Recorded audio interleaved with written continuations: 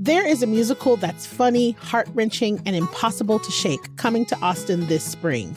Dear Evan Hansen is on stage at Zach Theater April 8th through May 17th, featuring Grammy Award-winning music including Waving Through a Window and You Will Be Found.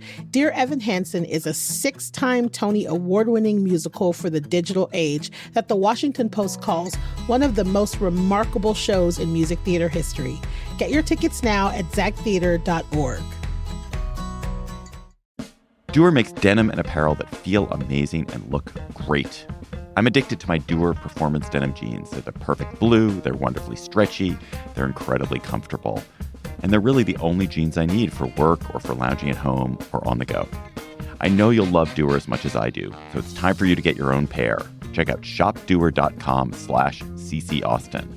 You'll get 15% off your first order. Don't wait. Go to shopdeuer.com/CCAustin for 15% off. shopdewar.com/CCAustin. Today on CityCast Austin, it's the Friday News Roundup. We made it through March and April has begun with lots of news. So we're here to break it down. We're going to talk about an unexpected school closure, some local restaurant news, and why we will not be getting a James Beard Award this year, plus our weekend weather and weekend picks.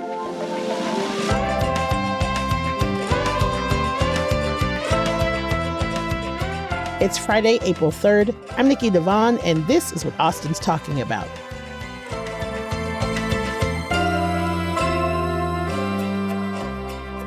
Hello, I am here with our amazing producers. First up, Alyssa Castles. What's up, Alyssa? What's up? What's up? Happy Friday. And of course, Eva Ruth Morvac. What's up, Eva Ruth? Hello, Nikki and Alyssa. Happy Friday. Yay. Okay, so let's dive right in. Now, it's been announced that the oldest operating elementary school in Austin is officially closing in 2028. So Blacksher Elementary is closing after 135 years of serving Austin students on the east side. Yeah, man, I can't. So Blacksher opened in 1891 to provide public education to Black children in East Austin. And then it was called School Number 3 because that side of town was called Gregorytown. So it was School Number 3 or Gregorytown School. The campus was later named after educator and principal Edward L. Blacksher, who was a 19th century teacher and principal that eventually left Austin to become the head of Prairie View College. So the school literally just celebrated its 135th anniversary, but it was recognized as a Texas Historical Site in 2001. Blacksher is the first elementary school in Austin Independent School District devoted to arts and education. So the plan is that, there's Oak Springs also over on the east side. So the students at Oak Springs will start attending classes at the Blacksher campus next year. But then in 2028, when construction is expected to be completed at Oak Springs, the district plans to move all of the students from Blacksher over to Oak Springs' modernized campus. And if this sounds weird to you, it's because Oak Springs was originally one of the 13 campuses that AISD proposed to close in October last year during that whole rezoning in an effort to reduce the district's multi-million-dollar budget deficit. But by the time the district school board voted to close Oak Springs in November, the district had already spent more than $6 million. $6 million in bond dollars, no less, on building the new modern facility for the campus. Okay. So they had to backtrack. They had to run that back turbo. So I'm just like, why was it on the list? Why was it even on the original list at all? And so I guess these people in this community who had students at Blacksher and at Oak Springs kind of always knew it would be one or the other on the list, I guess. I just don't understand, what were you guys thinking? I don't get it. You knew that you had all this money invested in the reconstruction, and I'm just like, what is going on? AISD Superintendent Matthias Segura said the district will pursue a historic designation for Blacksher within the year, and district leaders will begin discussions on how the building can continue to, quote, benefit the community in a newly reimagined way. Segura also said they'll find creative ways to incorporate, quote, treasured aspects of Blacksher into the new building's design, which he says could look like moving artwork or historic artifacts to the new building alongside those of the Oak Springs community. Now, Blacksher is also across from the only historically Black university we have in the city, Huston-Tillotson. And parents are pissed. They're pissed about the back and forth, and they're pissed about the lack of transparency. And one parent's suggestion, which I thought was really cool, said they want to see Blacksher remain exactly what it is. Instead, they could take that new Oak Springs facility and make it an adult education center, something that is lacking in AISD, and bring back programs of like basic education skills for adults, or bring back vocational operational education programs. Kids who are not on the college track need to have an opportunity to get other skills and still make their money and be productive citizens. And you have this brand new facility and you can use it for that instead of closing down a 135-year-old educational institution. Is Oak Springs in the same area as Blacksher? It's further down 11th Street. So Blacksher is across from Huston-Tillotson, and Oak Springs is all the way down closer to Airport. So they're both on 11th Street, but Oak Springs is down by Airport Boulevard. So at least it's in the same, I don't know, larger neighborhood maybe, not the micro neighborhood, but this is tricky because I feel like it's confusing that this wasn't kind of part of the process, like that they did a little switcheroo. The thing that's so strange for me about all of this is just like, I didn't find anything where Blacksher Elementary is falling apart, or the building needs to be condemned, or if there's anything wrong with it. I wasn't able to find anything that said anything like that. And you know, this was an article from KXAN, and it also was saying some of the parents is like, the whole point to be moving to the neighborhood I moved to is so that I can send my kid to Blacksher and then send my kid to Keeling. And that has been a track for many, I mean, even when I was a kid, many parents, that was like the track that you wanted your kids to go on. It was purposeful, right? And I just, I know it's like, you know, sometimes I feel like anything that happens on the East Side, I take it personally. Like I got kids, like I have any children in school and I don't. Well, you grew up there, so you have like a lot more familiarity, I think, and kind of ownership, you feel like, of the area. Also, it is history. They're closing history. History. Like, you're closing this history. Feels important to the area. And here's the thing. If you had all this bond money, why not split it between two historically Black elementary schools? It's, you know what I mean? It's like, we're not getting smaller. We're not getting any smaller. Both of those schools could have probably used the money. Yeah. I mean, the thing is that AISD is shrinking. Yeah. There was just this story from the Austin Current that we are losing 3,000 students in the district amid school closures and budget crises. And I think it's hard to figure out which one is coming first. Right. Like, are the students leaving because the schools are closing? Are the schools closing because the students are leaving? But like, they have to close schools. They've got to save money. They've got to get their budget smaller. Right. And so this is the way they're thinking, like, okay, well, maybe sell land or reuse it for something else. But if they have these two choices, and it's either the one that's already gotten all this bond money or the one that is very historic and means so much to the community, that's a tough choice. It's tricky. It's really tricky. I do like Matias Segura's idea of trying to find a creative way to reuse the building. I saw that they proposed turning closed buildings into affordable housing for teachers. If you guys saw that recently, that could be a cool way to make something good come out of this bad, sad thing. It doesn't seem like they're going to get much money out of any of these options.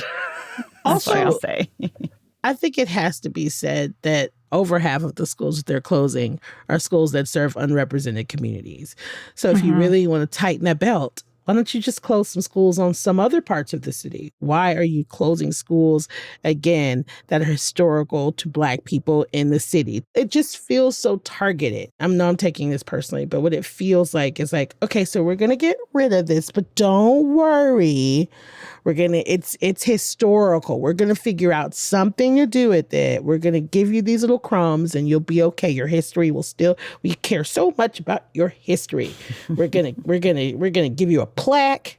You didn't think that maybe it would be a good idea before you close it down to be like, okay, guys, I know this is a big deal. We're going to close this down, but here's how we're going to honor that legacy. When, all of these closures were announced last year, I think that was like a main complaint from a lot of parents is like, how are you picking these schools? What's the criteria? There wasn't much like transparency there. So yeah, it is frustrating. Well, and that's the one thing that can make people feel like they're a part of the process, is like, listen, have some say. Even if they've already got the decisions made, they already know what they're going to do. Giving people the appearance of being a participant in the conversation, I think can go a long way in building trust. But I also just I'm skeptical that any of these things are going to save the district money, honestly. Because if they keep it going as something else, then they're not going to sell it. If the whole point is to sell it to make money so that their budget isn't, negative, then nobody wants to hear that. Nobody wants to say, let's sell it to Walmart or whatever. It'll be a sad day when it closes. And, shout out to Austin for the continued erasure of Blackness in the city.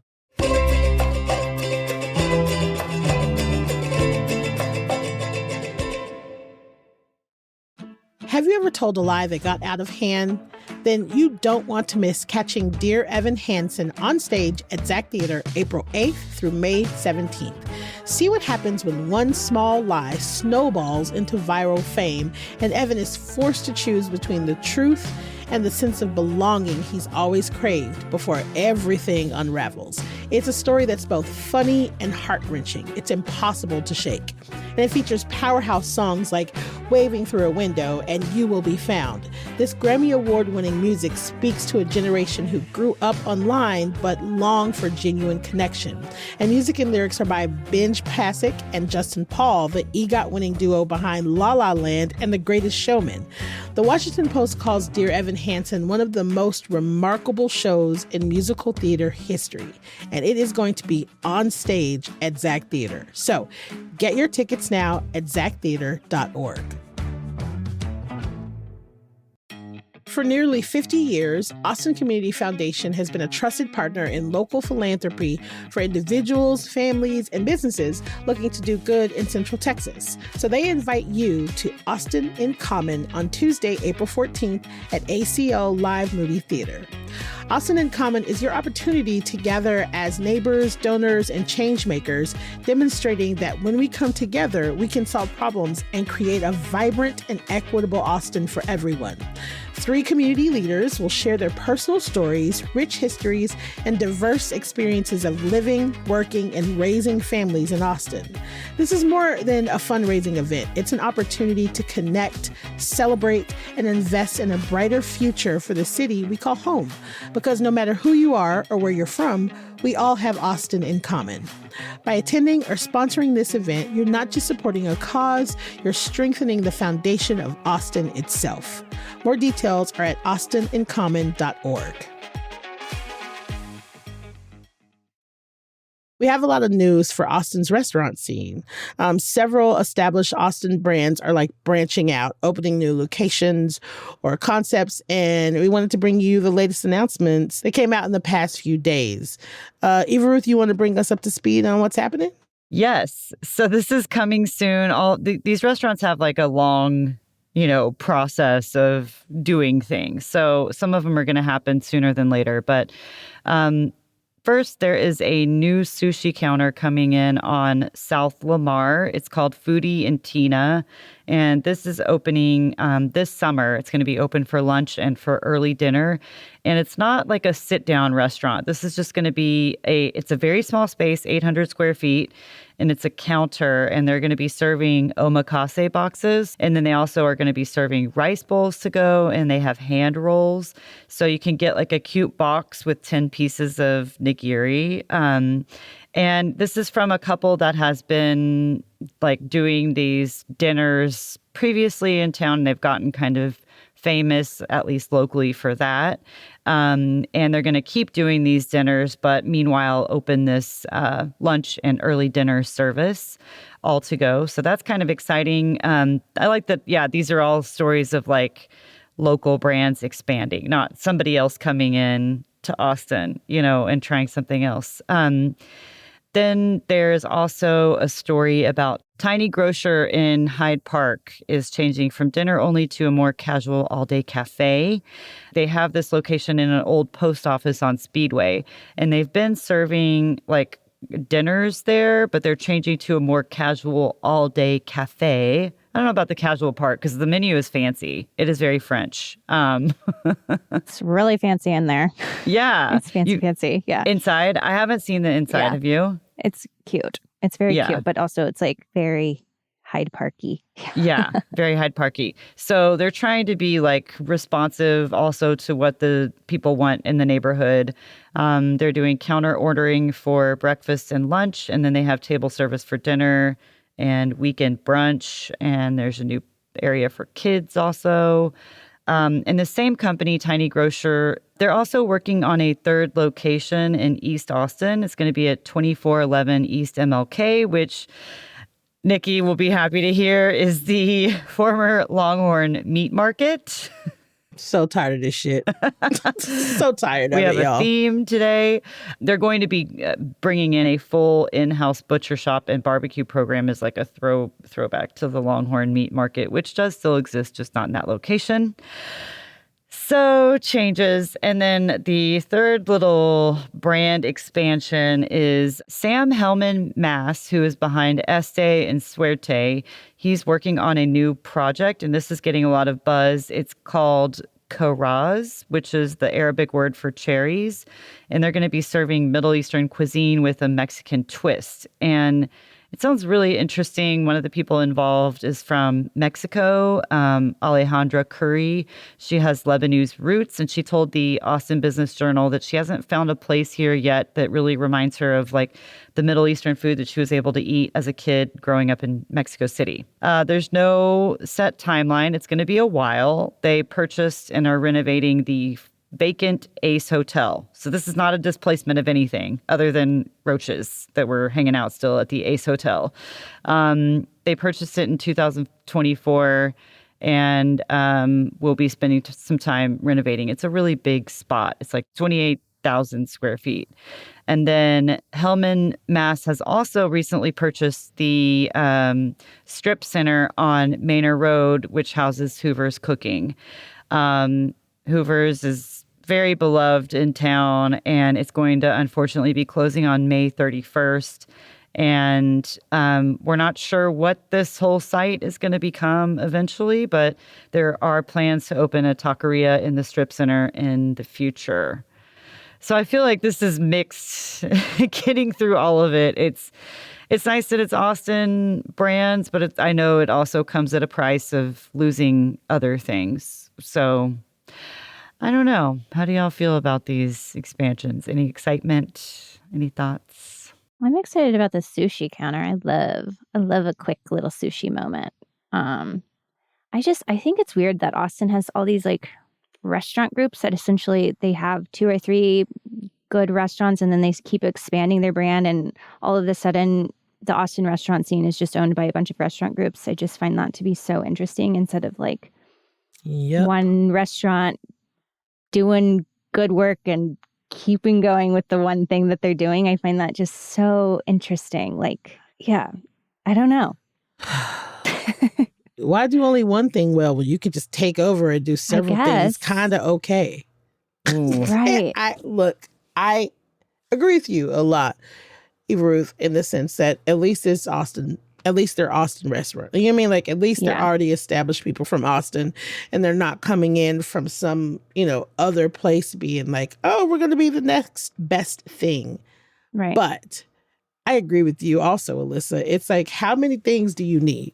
Do we need another MML group, another taqueria that's going to sell $8 tacos likely across from me, Madre's, who's great and have been there for years and are affordable. And so it's like, it's just, I think that's the part of it that gets to me. It's like, are you really coming into this neighborhood to enhance it and like hold on to its roots, or do you just want to be another restaurant group that plops down a place that's Instagram worthy, that's going to charge $6 to $8 for some all right tacos and have good cups? Because we got a lot of those already and we're good. I mean, that's mostly like you're talking about like the Suerte and Este kind of group, because it sounds like the other two are not really necessarily like moving something out. They're just sort of changing, right? They're changing.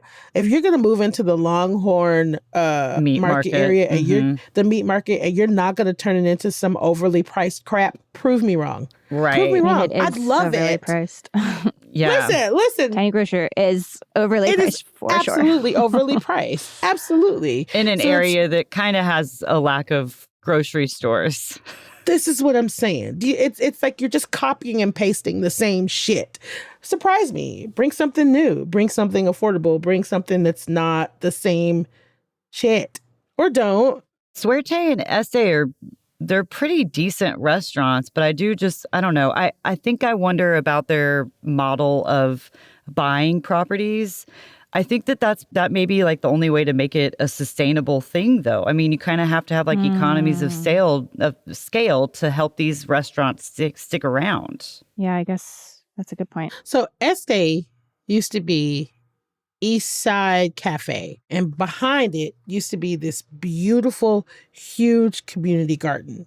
Oh, yeah. Yeah. Oh, my God. I totally remember that. Yeah. Yes. This huge community garden. Yes. Who back in the day was owned by an old hippie that used to let kids in the neighborhood, as long as you came and helped him with the garden, you could take some of the vegetables home. Oh. And it was one of the only ways besides Roy Lee's to get fresh vegetables. Then when Eastside Cafe moved in, they kept this huge, beautiful community garden. But it was like the size of 2 parking lots. I remember that. Huge garden. Mm-hmm. Yeah. And then Este moved in, scrapped all that shit, put in a parking lot. And for me, that tells me everything I need to know. I'm sorry. It tells me everything I need to know. I'm not saying you need to still be giving away free vegetables to little black kids. That's not what I'm saying. But I am saying that, like... it's a priority to have parking over a garden. Yeah. Exactly. Yeah. Yeah. You know what I mean? It's like that. And that's no shade. I'm sure... I've had Este. It's fine. Suerte, I've heard, is delicious. Suerte it is very expensive. It's very expensive. And so it's like, it's just, I'm not excited about it. I'm excited about the sushi. I'm not excited about it. Well, I do think it's kind of little remember your place, Austin, that we didn't get any James Beard Awards this year. They haven't been announced yet, but we do know now that we had there were 9 different Austin semifinalists named, and the finalists came out this week, and none of our semifinalists made it to the next level. So, wah, wah. Sorry. I know last year we did. I feel like we've been there, like there's a lot of awards talk here, so I kind of feel like it's okay for us to not get one this year. Be like, just keep working, Austin. Keep trying. Keep it up. Maybe open another restaurant. See if that one does a good job. Have your restaurant group get another restaurant. See if that one will do the trick. Yeah, let's see if that works. Oh my God. Oi. Well. Anyway, I got to stop being a curmudgeon. I got to cut it out. For the curmudgeons listening, go to Hoover's before they close on May 31st and tell them all how much you love them and how much what you want to see in that space in the future.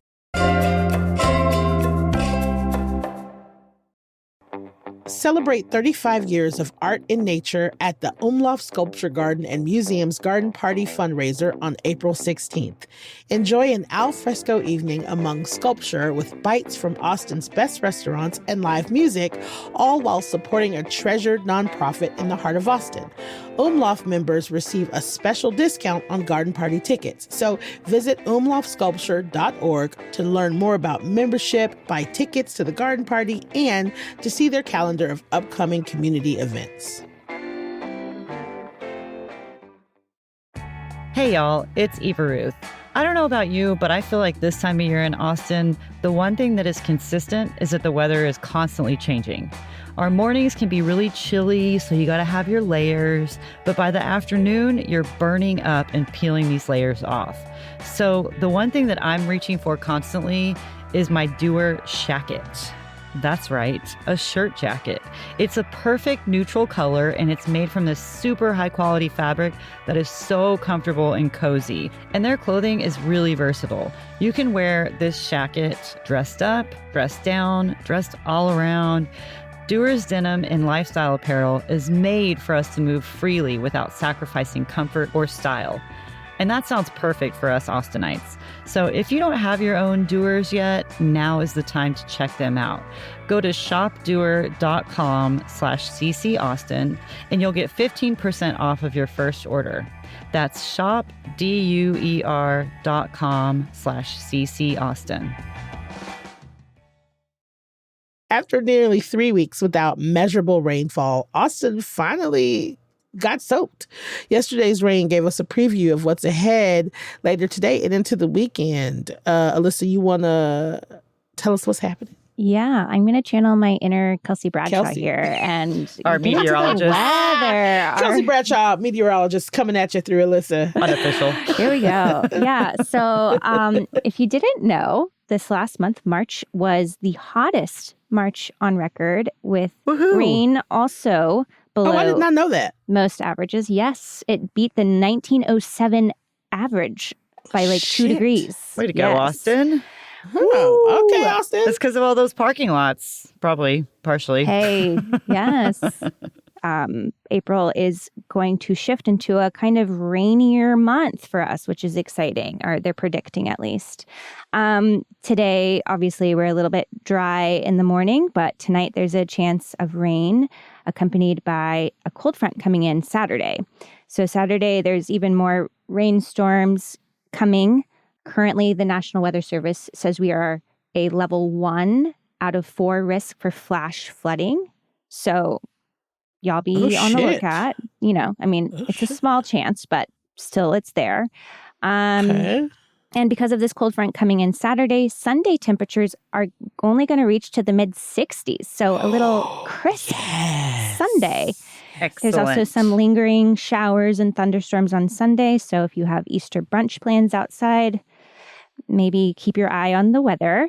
Did you guys get that warning on your phone yesterday on Thursday? Did you guys receive that test? Yes, I did. Yes, Yeah, I got 2.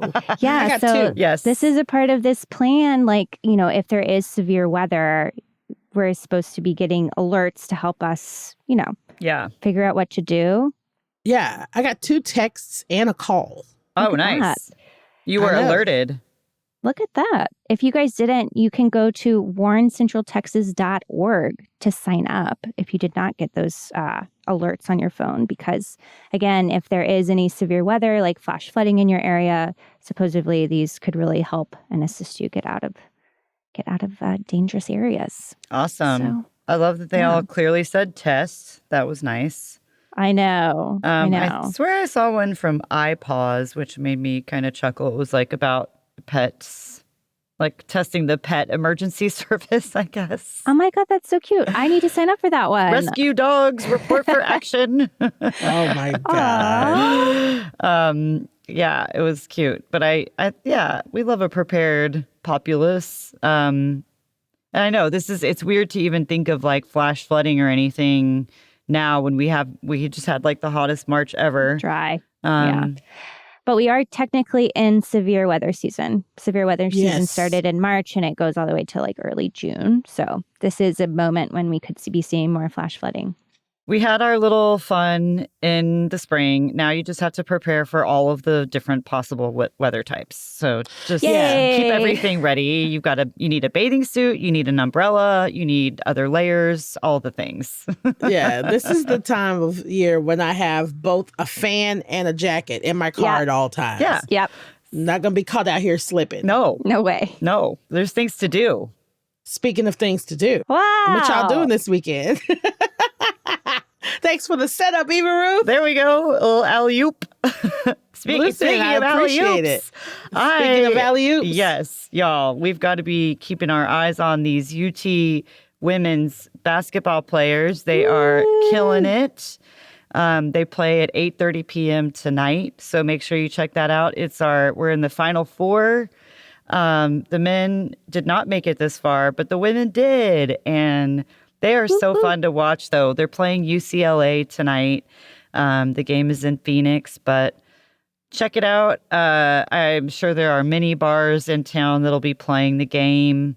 And if not, tell them to put it on. It's kind of a big deal. So that's my weekend pick. Cool. Hook 'em horns. And then watch for the tower to be lit orange, which is always fun.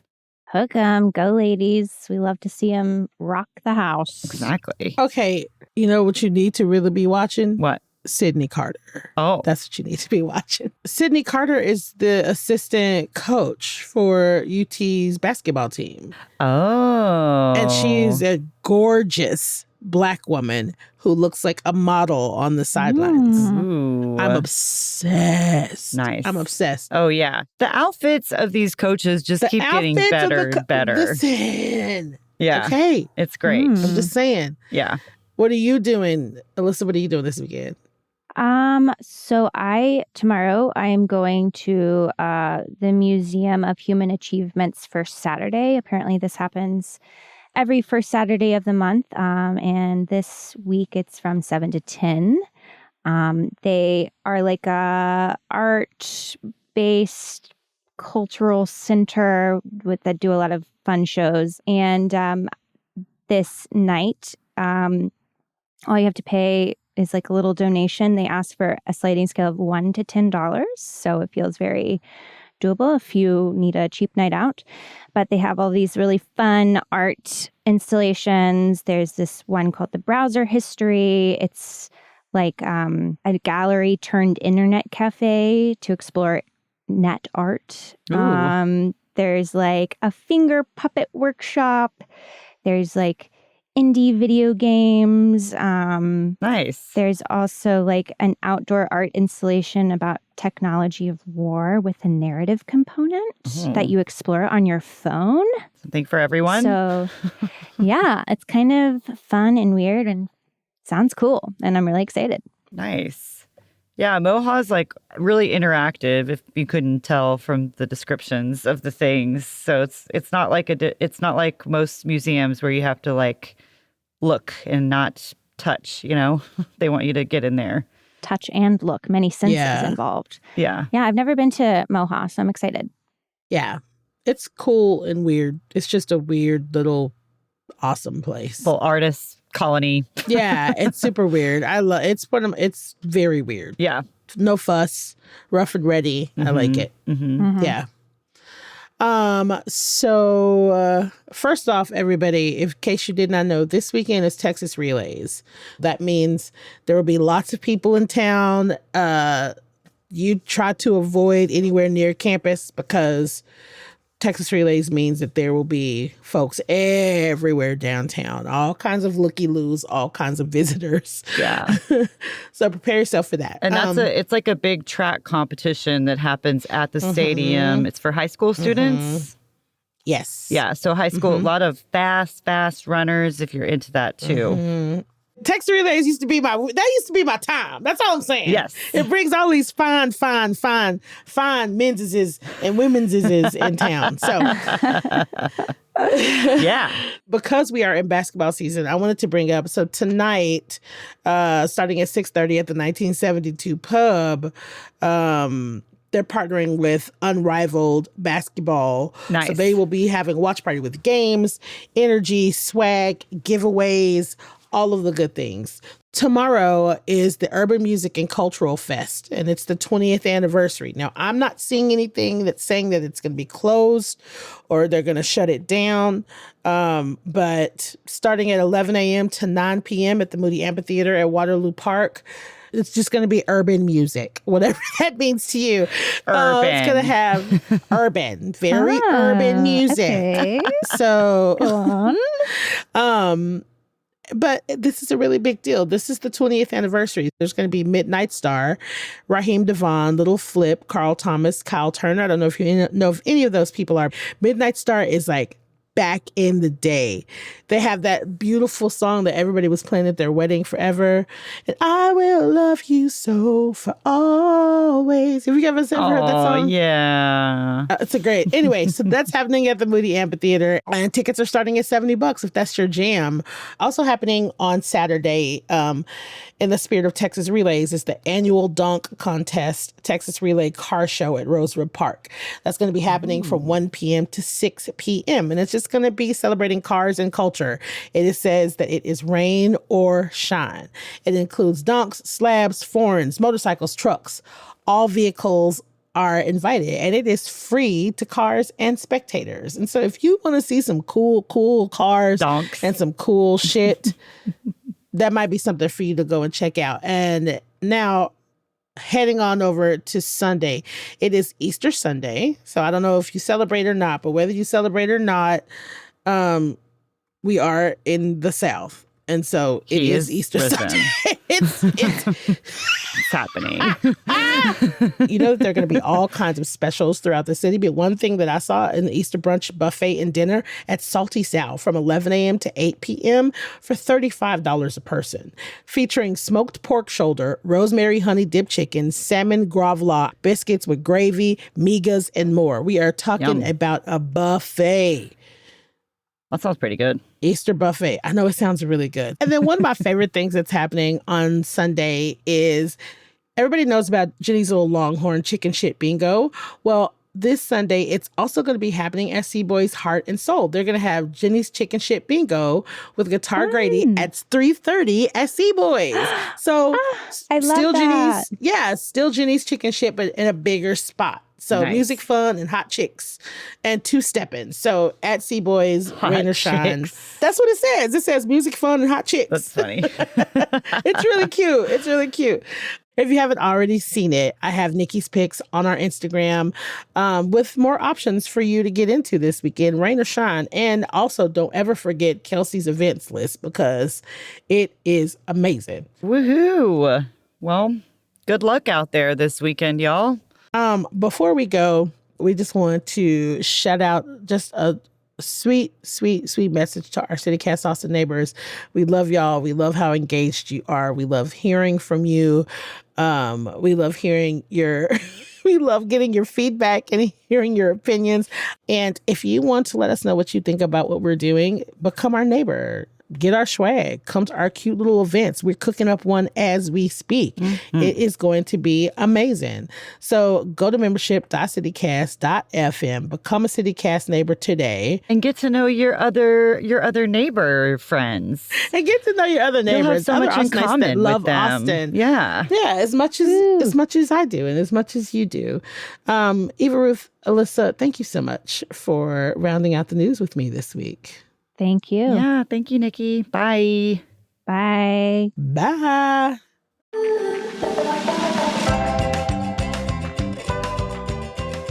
That's all for today here on CityCast Austin. Our executive producer is Eva Ruth Moravec. Our producers this week are Bridger Dunnigan, Katie McMurrin, PJ Shahamat, and Alyssa Castles. I'm your host, Nikki Devon. Our CityCast Austin newsletter editor is Kelsey Bradshaw, and music is by Nelson Valente Aguilar of Como Las Movies, with additional music by Alva Kimonos and Duke Harrington and Elliot Holmes, courtesy of epidemicsounds.com, and Rosedale, Rue Walker, DM, and Speedometer from Triple Scoop Music via Getty Images. If you enjoyed our show, why not tell your friend that you want to take to a UT basketball game?